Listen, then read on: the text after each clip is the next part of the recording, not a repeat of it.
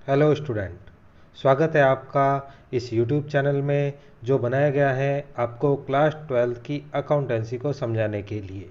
तो इस वीडियो को स्टार्ट करने से पहले आपको एक ज़रूरी बात बता दूं कि इस वीडियो में क्लास 12 की अकाउंटेंसी के चैप्टर 1 जिसका नाम है अलाभकारी संस्थाओं में लेखांकन, उसके परिचय के जो पहले 3 पेज है यानी page number 1 to page number 3 वहाँ तक की थ्योरी से जुड़े हुए इंपॉर्टेंट क्वेश्चन समझाए गए हैं। अब अगर आपने वो थ्योरी नहीं पढ़ी है, वो परिचय नहीं पढ़ा है या हमारे इससे पहले के वीडियोस नहीं देखे हैं जो उस परिचय के ऊपर बनाए गए हैं, तो पहले आप हमारे वो वीडियोस देख लें जिससे आपको इसकी कंप्लीट थ्योरी समझ में आ जाएगी और उसके बाद आपको ये क्वेश्चन के आंसर लिखने में प्रॉब्लम नहीं आएगी।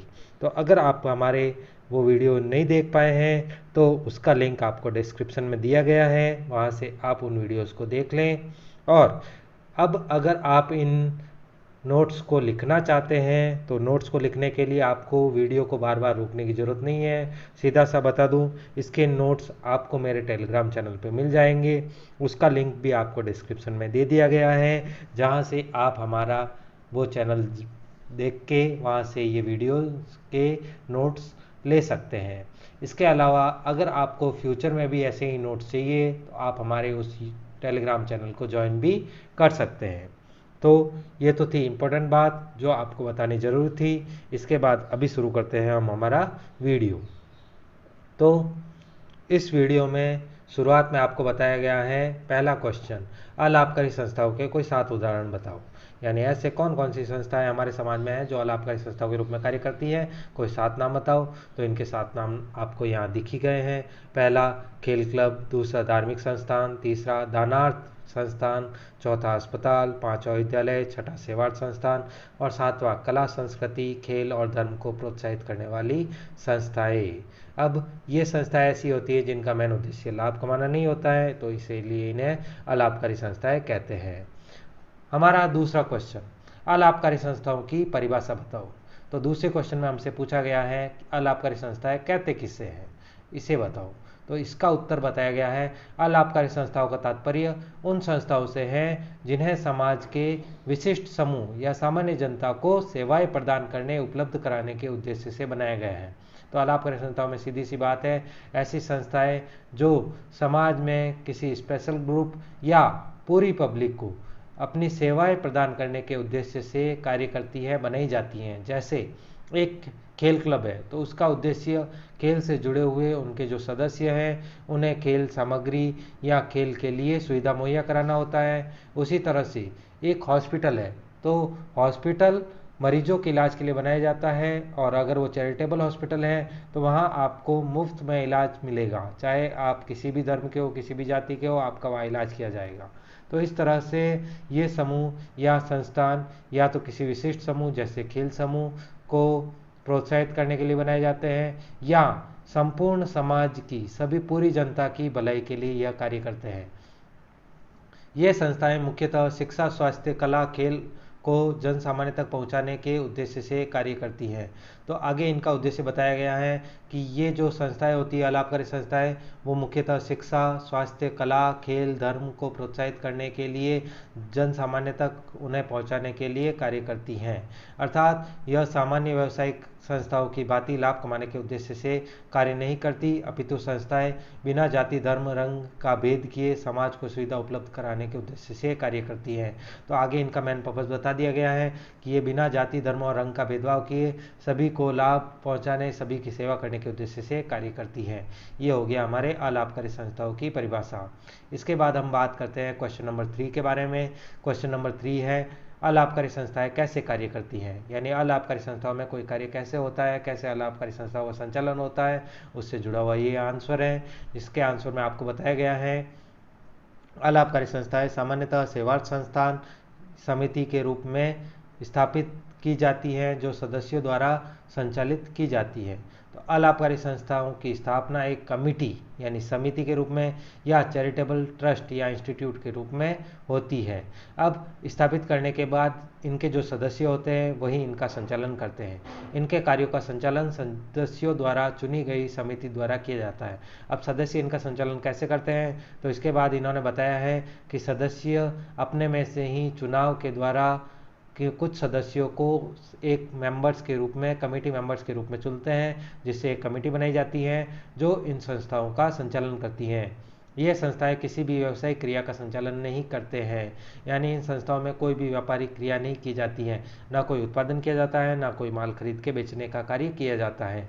इनकी आय का मुख्य स्रोत सदस्यों का अंशदान, जनता एवं भामाशाहों से प्राप्त दान, सरकार से प्राप्त अनुदान, विनियोगों से प्राप्त आय जिसे अर्जित आय कहते हैं आदि होता है।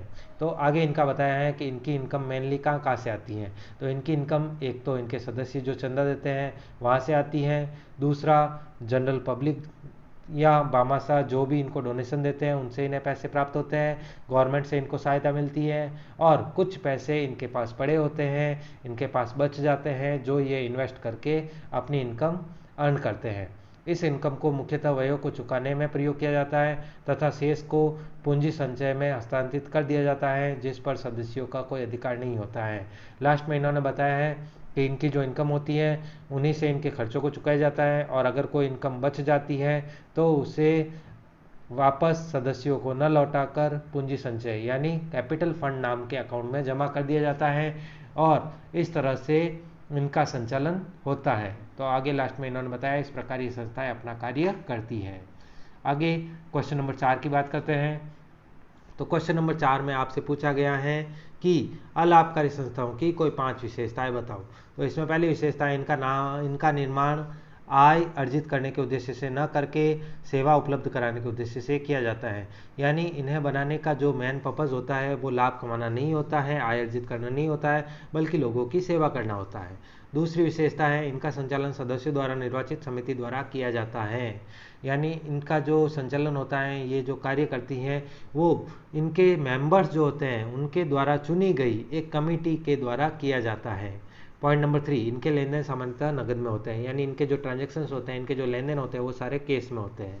पॉइंट नंबर 4, इनकी आय सदस्यों, भामाशाहों, सरकार व जनता से अर्जित होती है, जिसका प्रयोग संस्था के खर्चों की भरपाई में होता है, यानी इनकी जो मेन इनकम होती है वो इनके मेंबर्स, भामाशाह, सरकार और जनरल पब्लिक से प्राप्त होती है, और जिसे खर्चों की भरपाई में काम में लिया जाता है। इसकी 5 विशेषता है आय के व्यय पर आधिक्य को पूंजी संचय खाते में हस्तांतरित कर दिया जाता है। जैसा कि व्यापारिक संस्था जो लाभ कमाने के उद्देश्य से कार्य करती हैं उसमें बचे हुए पैसों पर मालिक का अधिकार होता है, लेकिन अलाभकारी संस्थाओं में कोई भी मालिक नहीं होते हैं, सारे सदस्य होते हैं। तो उनसे प्राप्त होने वाले आय से जो खर्चों को चुकाने के बाद पैसे बच जाते हैं उसे पूंजी संचय में खाते में हस्तांतरित कर दिया जाता है, जिसे भविष्य के लिए प्रयोग में लिया जाता है। आगे क्वेश्चन नंबर 5 आपको बताया गया है अलाभकारी संस्थाओं में रखी जाने वाली बहियों या रजिस्टरों की सूची बताओ। तो इसका आंसर इन्होंने बताया है कि अलाभकारी संस्थाओं में जो रजिस्टर रखे जाते हैं उनकी संख्या 4 है। पहला होता है रोकड़ बही, जो रोकड़ के ट्रांजेक्शन्स को बताने के लिए रखी जाती है।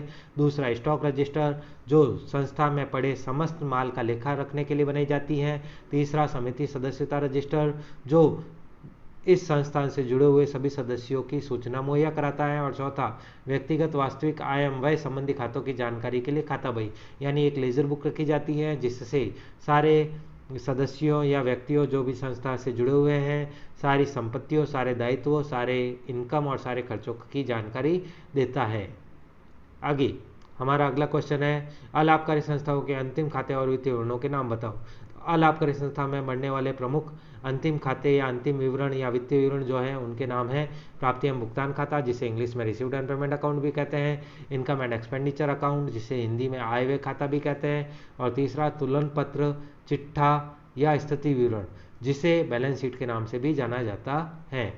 आगे इन्होंने बताया है कि संस्था के सदस्यों, दानदाताओं, जनता तथा समिति रजिस्ट्रार को यानी कंपनी रजिस्ट्रार को अनिवार्य वित्तीय सूचना, जो इम्पोर्टेंट सूचना है, उपलब्ध कराने के लिए जरूरी है कि वह अपना लेखा दोहरा लेखा प्रणाली के अनुसार नियमित रूप से रखें तथा प्रतिवर्ष उक्त वित्तीय विवरण तैयार कर समिति रजिस्ट्रार के समक्ष प्रस्तुत करें। तो यह एक कानूनी बात आपको बताई गई है कि हर एक संस्थान जो अलाभकारी संस्था के रूप में कार्य करता है उसके लिए वह जरूरी है कि वह दोहरा लेखा प्रणाली के अनुसार अपने लेखे रखें, अपने अकाउंटिंग रखें और हर साल वर्ष खत्म होने पर वित्तीय विवरण यानी प्राप्तियां भुगतान खाता, आय व्यय खाता और तुलन पत्र यानी चिट्ठा तैयार करें और उन्हें रजिस्ट्रार, जिसे हम रजिस्ट्रार ऑफ सोसाइटी भी कहते हैं, उसके पास जमा कराएं। यह एक कानूनी अनिवार्यता है, बाध्यता है। यह हमारा वीडियो पूरा हो चुका है। इसके बाद आपको एक बात और बता दूं कि अगर आपको इस वीडियो से जुड़े हुए जो भी इम्पोर्टेंट नोट्स हैं, जो भी सूचनाएं हैं वो चाहिए तो आप हमारे टेलीग्राम चैनल को ज्वाइन कर सकते हैं, जो आपको डिस्क्रिप्शन में दे दिया गया है, बता दिया गया है, जिसका लिंक आपके डिस्क्रिप्शन में मौजूद है। इसके बाद अगर आपको कोई डाउट है, कोई कंप्लेन है, कोई सजेशन है तो आप मुझे मेरी टेलीग्राम आईडी पे कांटेक्ट कर सकते हैं। और अगर आपको यह चैनल अच्छा लगा है, ये वीडियो अच्छा लगा है और आप ऐसे ही और वीडियो देखना चाहते हैं तो आप हमें सब्सक्राइब करके हमारे साथ ज्वाइन हो सकते हैं। Thank you very much for watching this video. आपका वीडियो देखने के लिए बहुत बहुत धन्यवाद। Very much and bye bye bye bye bye bye.